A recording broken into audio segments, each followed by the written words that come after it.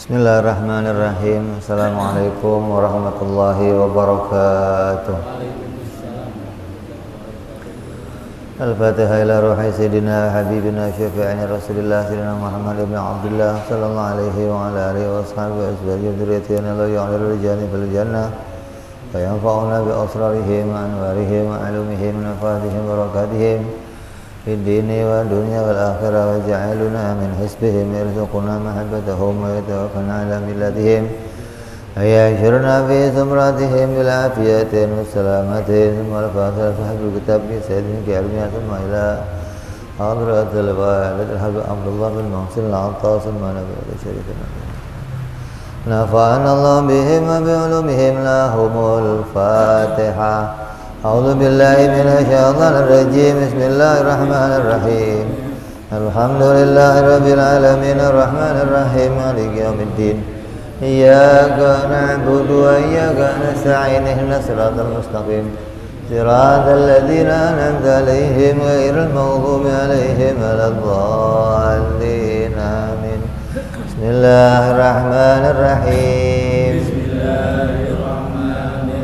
نويت تعلما وتعليما وتذكرا وتذكيرا والنفعا والانتفاعا والإفادة والاستفادة والحثا على التمسك بكتاب الله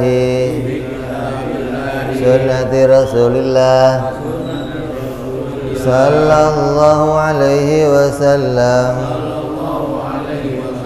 والدعاء إلى الهدى والدلالة على الخير ابتغاء مرضاته وقربه وثوابه وحسن الخاتمة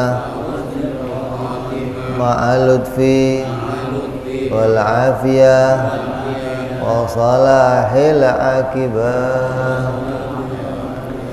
بسم الله الرحمن الرحيم. الحمد لله رب العالمين. الصلاة والسلام على أشرف الأنبياء والمرسلين سيدنا وحبيبنا وشفيعنا ومولانا محمد وعلى آله وصحبه أجمعين. أما بعد.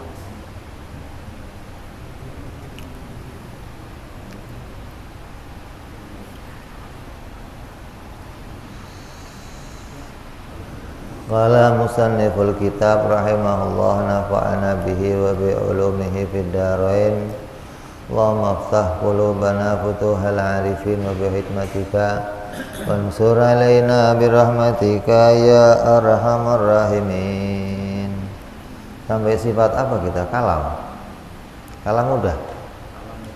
Hah? 16 berarti aliman. Aliman ya? Kok 16?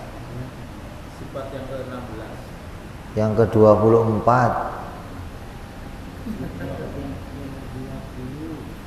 Hah?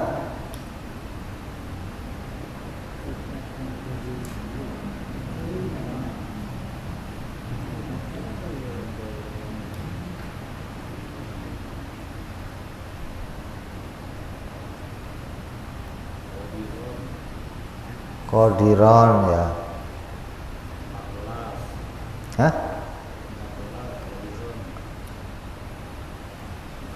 Ke-14 iya benar. Kemarin apa? Kemarin kalam ya.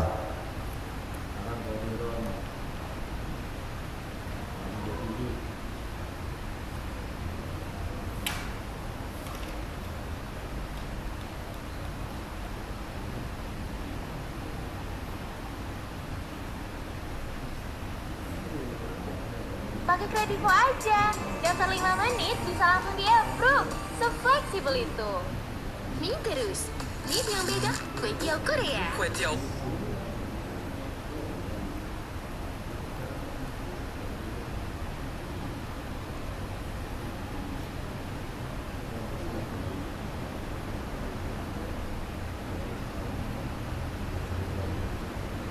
Wajib Allah kalam udah ya. Tinggal wajib Allah bersifat qadiran.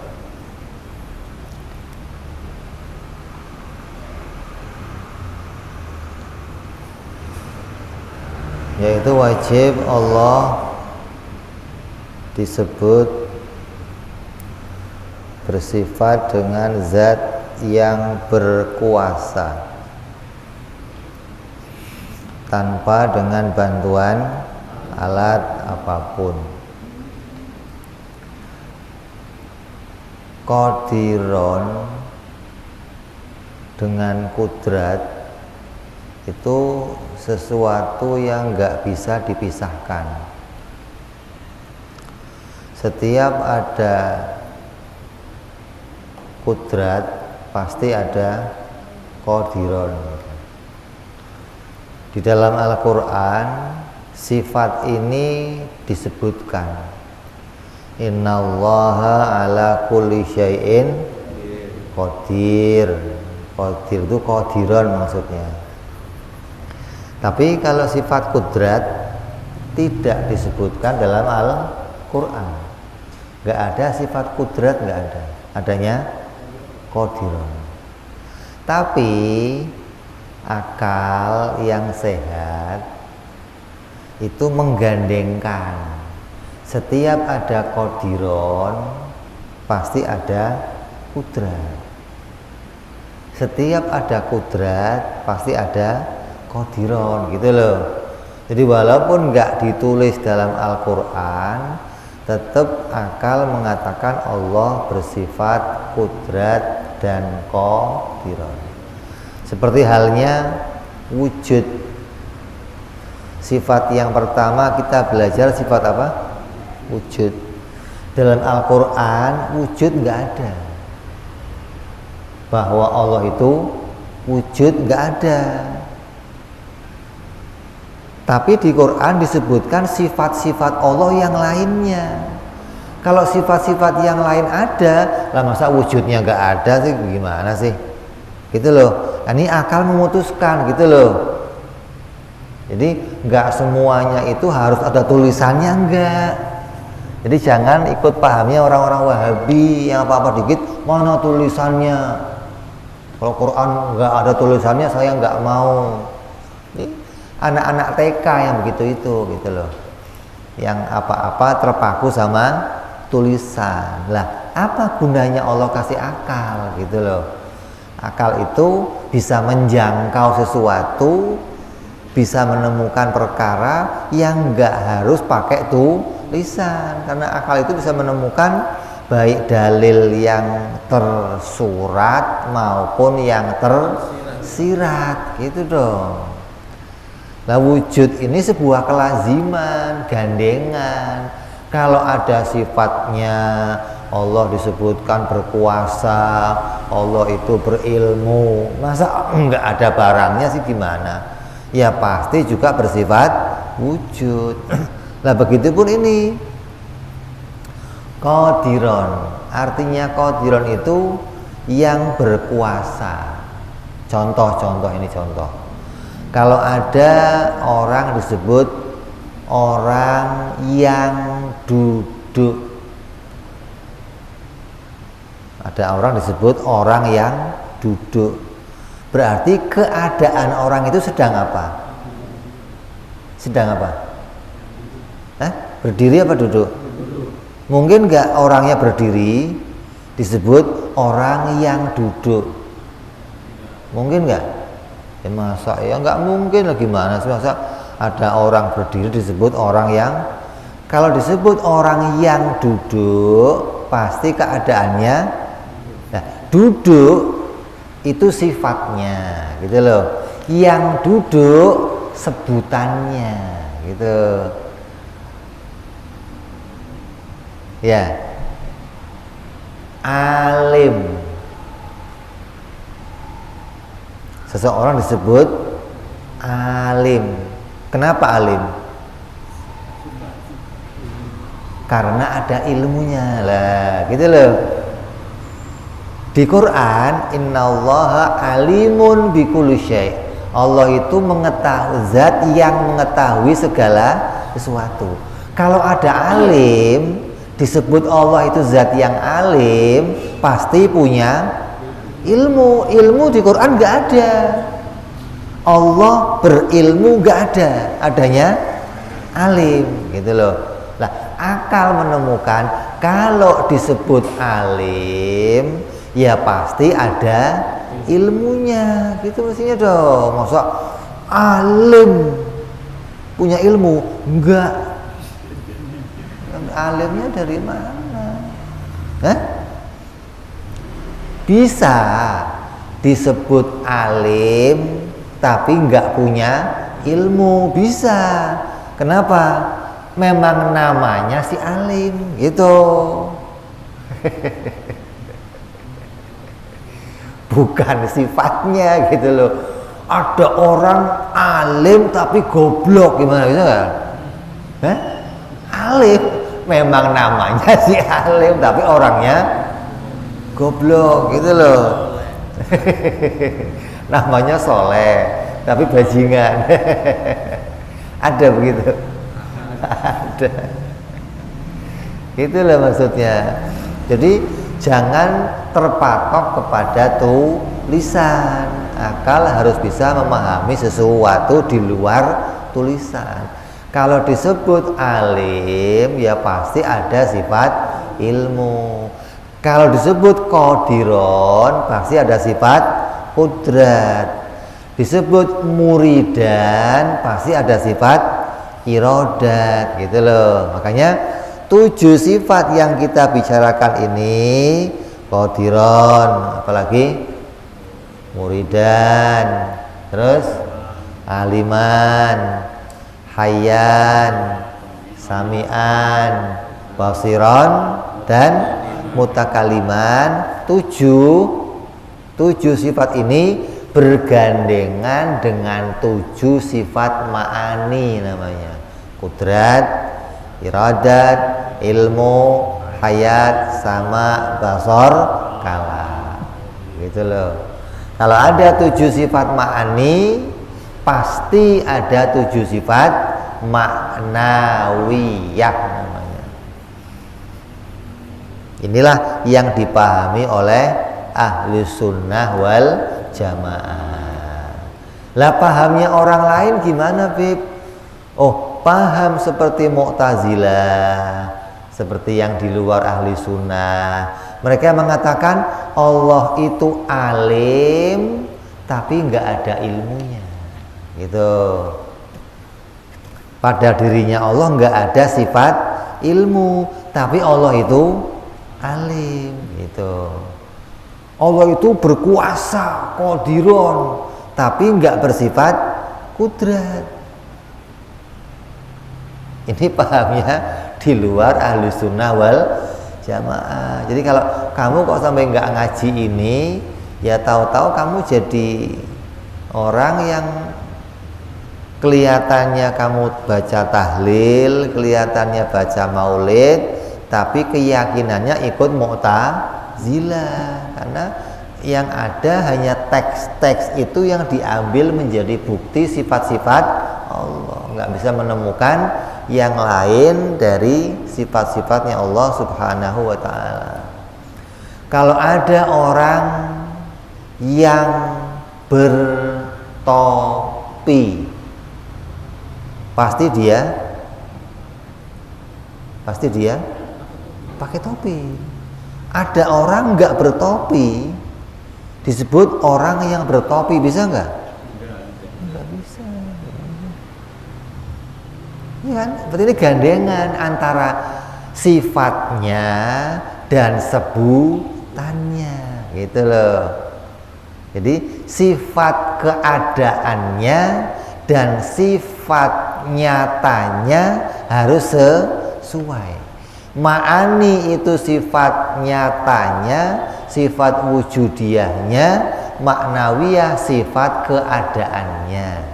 Kalau pada dirinya ada ilmu, berarti keadaannya orang itu yang berilmu.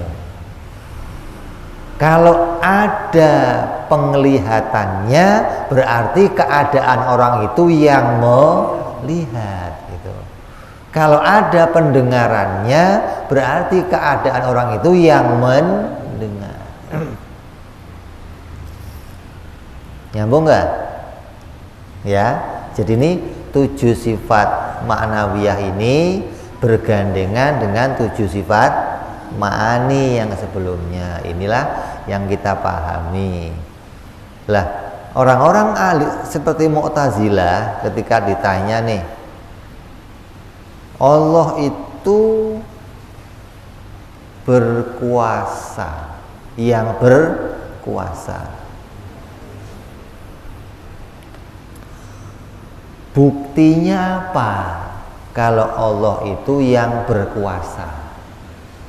Oh, buktinya Allah yang berkuasa itu karena Allah menguasai langit dan bumi. Karena ada langit, ada bumi, ada segala isinya, maka Allah disebut yang berkuasa. Keadaannya Allah menjadi zat yang berkuasa. Keadaan yang berkuasa itu dikaitkan dengan adanya langit dan bumi. Pertanyaannya, kalau nggak ada langit bumi, Allah itu keadaannya yang berkuasa enggak? Hah? Lemah. Berarti lemah dong. Hah? Makanya ahli sunnah tidak memahami dengan cara demikian.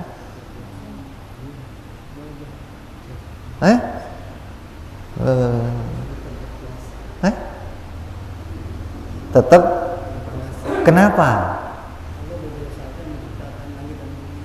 Iya, keadaan yang berkuasanya itu sebabnya apa?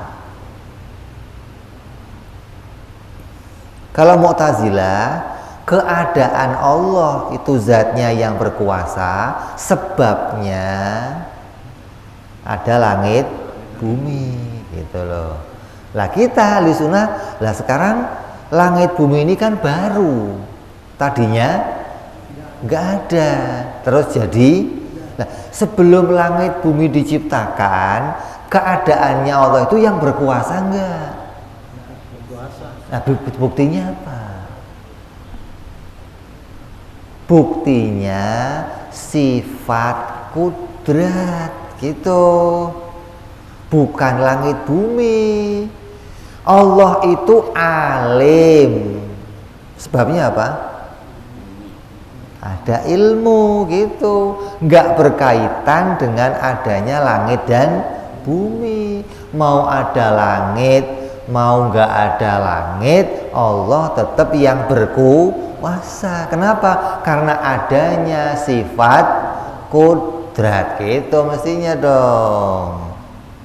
Adapun Allah mau bikin langit, mau bikin bumi, itu Allah menampakkan gitu loh, sifat kemahakuasaannya gitu loh. Kalau nggak ada langit bumi, tetap Allah yang berkuasa gitu. Jadi orang-orang Mu'tazilah itu memahami kayak Jokowi. Pahamnya, Jokowi itu menguasai Indonesia. Kenapa? Karena jadi presiden. Kalau sudah turun nanti, ya nggak menguasai lagi, gitu loh. Jadi Jokowi disebut orang yang berkuasa karena menguasai Indonesia. Kalau nanti sudah nggak menguasai Indonesia, ya nggak berkuasa lagi. Itu begitu pahamnya gitu loh. Nah kita nggak ada urusan mau ada langit bumi, mau nggak ada langit bumi, Allah itu keadaan dirinya tetap yang kenapa? Karena ada sifat kudrat gitu loh. Ya kan? Kamu kalau saya suruh ngangkat meja ini kuat nggak? Kuat. Ya, kuat. Berarti disebut orang yang mampu. Kenapa? Karena ada tenaganya, gitu. Karena kamu punya tenaga, punya kemampuan, maka kamu keadaannya bisa melakukan sesuatu, gitu loh. Mau kamu ngangkat atau enggak ngangkat, tetap disebut mampu, gitu loh. Ketika kamu ngangkat, orang bisa lihat, oh ternyata bener, gitu. Memang mampu, gitu. Nah kalau saya suruh ngangkat mobil,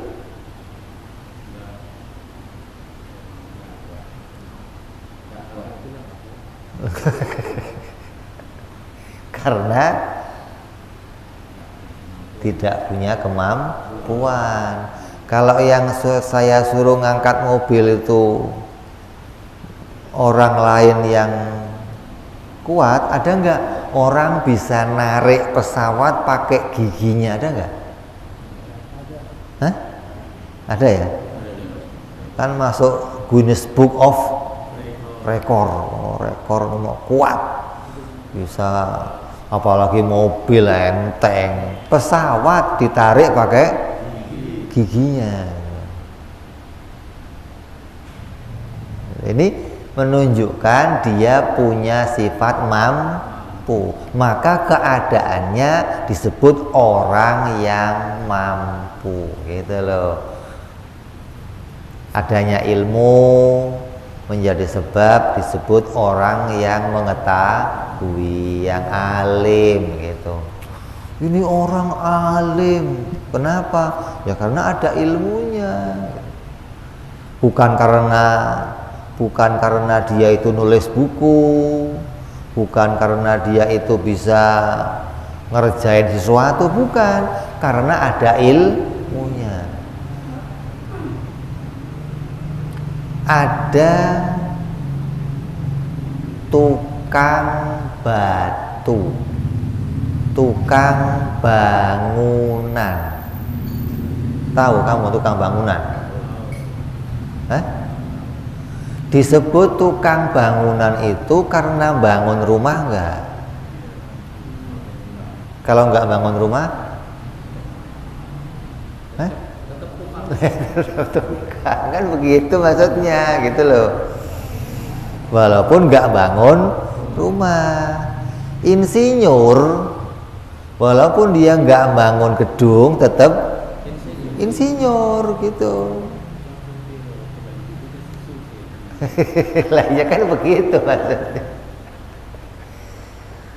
Ada supir tidur aja. Emang nggak boleh supir tidur? Emang kalau tidur bukan supir lagi. Gitu maksudnya. Jadi keadaannya itu disebabkan karena adanya sifat. Adapun dia mengerjakan sesuatu, itu jadi bukti, gitu loh, bahwa dia benar-benar tukang, dia benar-benar insinyur, dia benar-benar orang alim, gitu maksudnya. Nyambung nggak? Jadi jangan salah paham nih, jangan sampai kayak orang-orang Mu'tazilah. Yang ke-15, Allah itu muridan. Wajib Allah yang berkehendak, tidak dengan berpikir atau menimbang. Kenapa Allah itu muridan? Karena bersifat iradah, gitu. Allah pada dirinya ada sifat berkehendak, maka keadaan dirinya disebut zat yang mustahil Allah itu zat yang paksa dalam menentukan sesuatu. Maksudnya Allah menentukan sesuatu tidak atas kehendaknya sendiri.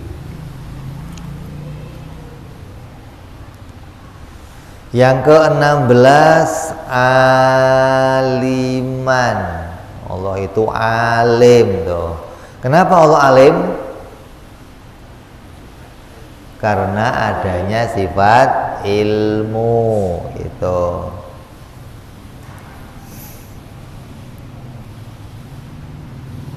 Mustahil Allah zat yang bodoh.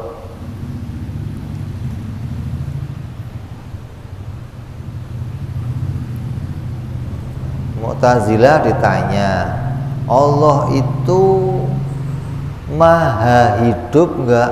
Iya, Allah maha hidup. Kenapa Allah maha hidup? Oh, karena Allah menciptakan hidup. Ada manusia hidup, tumbuhan hidup, hewan-hewan hidup. Karena menciptakan kehidupan, maka Allah disebut maha hidup. Lah kalau Allah menciptakannya mati gimana? Maha mati gitu. Kan gak ada hubungannya. Allah itu keadaannya disebut yang hidup. Kenapa? Karena ada sifat hidupnya. Karena ada sifat hidupnya, maka disebut Allah yang maha hidup. Kenapa kita nggak disebut yang maha hidup? Karena hidupnya kita boleh saja hilang, boleh saja hidup kita itu berganti dengan yang lain gitu loh.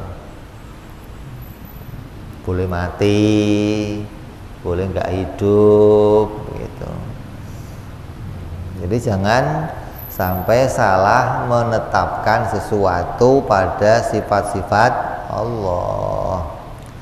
Kemudian Allah bersifat sami'an, yang maha mendengar. Kenapa?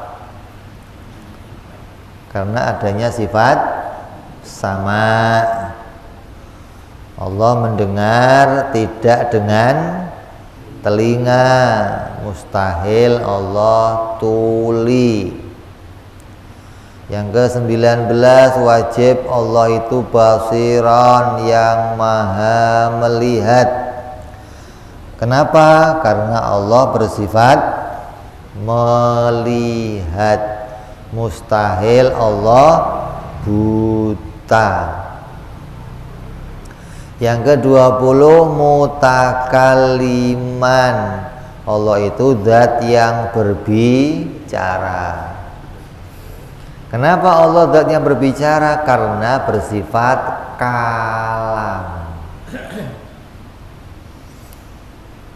Nah, kalau orang-orang Mu'tazilah mengatakan Allah itu disebut yang berbicara, kenapa? Karena ada Al-Quran, ada Injil, ada Zabur, ada Taurat, maka Allah disebut yang berbicara. Lah kalau nggak ada Injil, nggak ada Taurat, nggak ada Zabur, nggak ada Quran, gimana? Allah zat yang bisu gitu, tetap yang berbicara gitu loh. Karena berbicara itu nggak ada kaitannya sama menjadikan surat. Quran itu kan surat dari Allah. Isinya apa? Surat Al-Fatihah, surat Al-Baqarah, surat Al-Ikhlas, surat An-Nas. Kan surat semua kan? Berarti Quran ini kumpulannya surat-surat dari Allah yang diberikan Allah kepada hambanya. Lah kalau Allah nggak ngirim surat, apa Allah nggak berbicara? Tetap wajib berbicara gitu loh. Kayak umumnya Haji Ajo itu sekarang nggak pernah ngirim SMS saya lagi, udah bisu kali ya. Dia nggak ada hubungannya. Apa kalau nggak SMS bisu gitu kan? Ya karena saya malas aja nge-SMS ente gitu. Kalau saya mau ya saya akan nge-SMS ente, kalau enggak ya enggak. Bukan berarti gara-gara enggak pernah ngirim surat jadinya bisu, kan enggak gitu loh. Atau Haji Ojo itu bisa ngomong gara-gara ada buktinya mana? Nih WA-nya. Kalau nggak ada WA-nya berarti Haji Ojo nggak bisa ngomong. Ya nggak begitu, masa apa hubungannya gitu loh. Ya, jadi jangan sampai kita salah menetapkan sesuatu.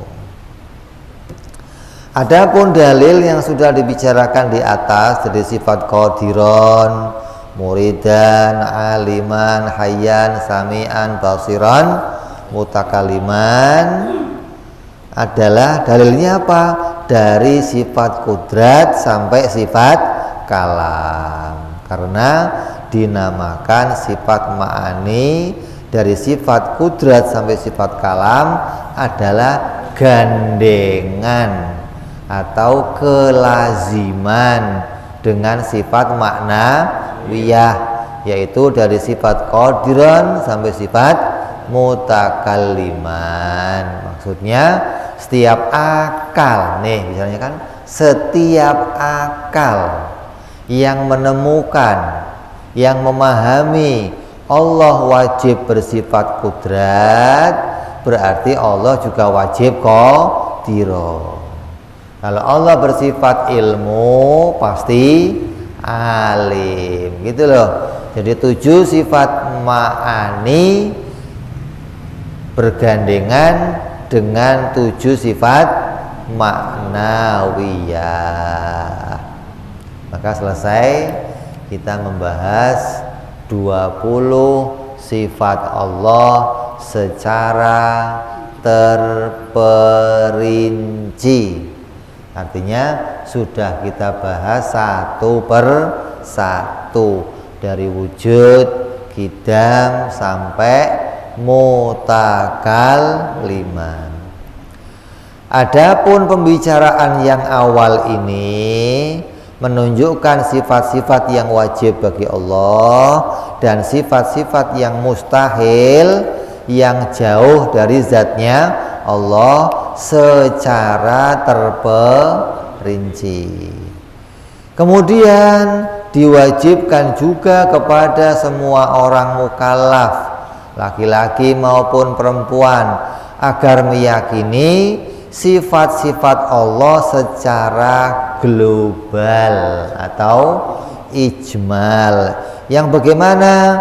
Yaitu bahwa sesungguhnya Allah Subhanahu wa ta'ala wajib baginya segala sifat-sifat sempurna yang tidak terbatas.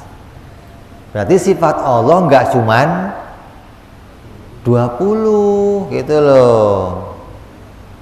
Sifat Allah itu sempurna, tidak terbatas. Lah kenapa enggak disebutkan semua? Lah enggak sanggup. Lah ya enggak sanggup. Kalau suruh nyebutin semua, lah kapan selesainya? Lah kenapa kok cuma 20? 20 ini sudah cukup membuktikan kalau Allah itu Tuhan, gitu. Kan fungsinya kita itu mau menemukan yang Tuhan sebenarnya itu yang mana, gitu kan? Nah, dengan nemu 20 sifat ini pada Allah, kita yakin Allah itu Tuhan.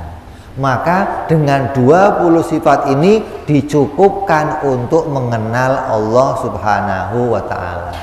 Adapun sifat-sifat yang lain adalah sifat yang menunjukkan kesempurnaannya Allah. Lah, sifat sempurnanya Allah itu ya enggak terbatas. Nanti tiap-tiap orang muslim, tiap-tiap orang mukmin yang mendapatkan anugerah dari Allah di akhirat akan bisa melihat sifat-sifat sempurnanya Allah yang lebih dari 20, insya Allah. Ini harapan kita nih. Jadi Harapannya orang muslim itu, orang mukmin di dunia bisa mengenal 20 sifatnya Allah, nanti di akhirat bisa tambah mengenal Allah, gitu loh. Dengan ditambahkan mengenal sifat-sifat yang lain dari sifat yang 20. Makanya selain diwajibkan mengenal sifat yang 21, diwajibkan pula mengimani Allah itu bersifat dengan sifat sempurna yang tidak terbatas. Makanya kalau ngomong Tuhan itu yang bagaimana? Tuhan itu yang bersifat dengan sifat sempurna yang tidak terbatas. Orang yang mengenal Allah dengan seperti itu saja belum menggugurkan kewajiban. Kalau cuman kenalnya Allah, bahwa Allah itu ya zat yang maha sempurna, sifatnya yang tidak terbatas, belum sempurna pengetahuannya. Harus orang itu mengenal Allah dengan bisa menyebutkan sifat-sifat itu ada 20, harus bisa menyebutkan. Makanya disebut di sini ada 2 macam keimanan, iman secara terperinci dan iman secara global, gitu loh. Kayak ginilah, di masjid Nurun ala Nurun yang ngaji berapa orang? Banyak loh. Ngomong banyak ini berarti kan global gitu, nggak dihitung 1/1 gitu loh. Tapi ketika lah siapa saja, oh ada Haji Muri, ada Haji Ajo, ada, dihitung satu-satu, namanya apa? Terperinci. Lah kita harus mengimani Allah dengan 2 keadaan ini. Ada yang bisa diperincikan dan tahu yang secara global, untuk menunjukkan bahwa Allah itu sifatnya enggak cuma 20, tapi tidak terbatas. Adapun kok kita disuruh menyebutkan 20, karena ini batasan mengenal Allah Subhanahu wa ta'ala yang mampu digapai oleh akal yang waras. Sebaliknya, mustahil Allah bersifat dengan sifat kekurangan yang tidak terbatas. Sifat sempurnanya ya tidak terbatas, wajib pada Allah. Mustahil ada sifat kekurangan pada dirinya Allah. Segala sifat yang menunjukkan kekurangan pasti nggak ada pada Allah. Sifat sempurna itu yang bagaimana? Allah itu bersifat dengan sifat sempurna yang bagaimana? Sifat sempurna itu sifat yang layak dipuji, namanya sifat sempurna. Sifat yang gak layak kita puji berarti bukan sifat sempurna. Lah, sifat yang demikian gak ada pada Allah, gitu loh. Semua sifat Allah sifat yang terpuji, gitu maksudnya. Sifat yang layak untuk dipuji. Yang 20 ini juga sifat sempurna. Bukan yang 20 ini enggak sempurna, enggak. Yang 20 ini juga sifat yang sempurna. Dan sifat sempurna yang lain tidak terbatas. Ini loh yang wajib diimani Ahlu Sunnah wal Jamaah di dalam mengenal sifat-sifat Allah yang wajib dan yang mustahil. Secara terperinci, yang wajib ada 20, yang mustahil juga ada 20, jumlahnya ada 40. Adapun yang global, sifat sempurna yang ada pada Allah tidak terbatas. Begitu sifat mustahilnya Allah bersifat kekurangan juga tidak terbatas. Segala sifat yang kurang apapun itu mustahil bagi Allah Subhanahu wa ta'ala. Nyambung? Selesai kita membahas sifat Allah yang wajib dan yang mustahil. Selanjutnya akan datang kita akan membahas apa? Perkara yang jaiz bagi Allah Subhanahu wa ta'ala. Wallahu a'lam bis-shawab. Wa ila hadratin Nabi Al-Fatihah. A'udzu billahi minasyaitonir rajim. Bismillahirrahmanirrahim. Alhamdulillahirabbil alamin arrahmanir rahim maliki yaumiddin. Iyyaka na'budu wa iyyaka nasta'in ihdinas siratal mustaqim. Siratal ladzina an'amta 'alaihim ghairil maghdubi 'alaihim waladdallin. Amin. Ya Rabbana tarabna bi anana tarabna wa anana asrafna 'ala ladha fatub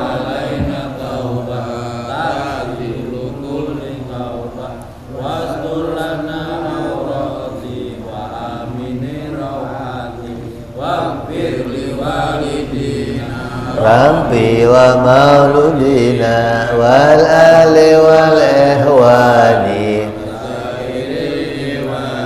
wa kulli dhi mahabbah au jiratin au suhbah wal muslimina ajma'ina Rabbi isma fadlan wa judan mannan la biktisabi minna bil Mustafa Rasulina bi kulli suli salla wa sallam Rabbi alaihi anjal habbi wa alihi wa sahbi idada ta'zi suhbi walhamdulillahi fil badi wa tanahi Fana rabbika rabbil izzati amma yasifun. Salamun alal mursalin walhamdulillahi rabbil alamin. Assalamualaikum warahmatullahi wabarakatuh.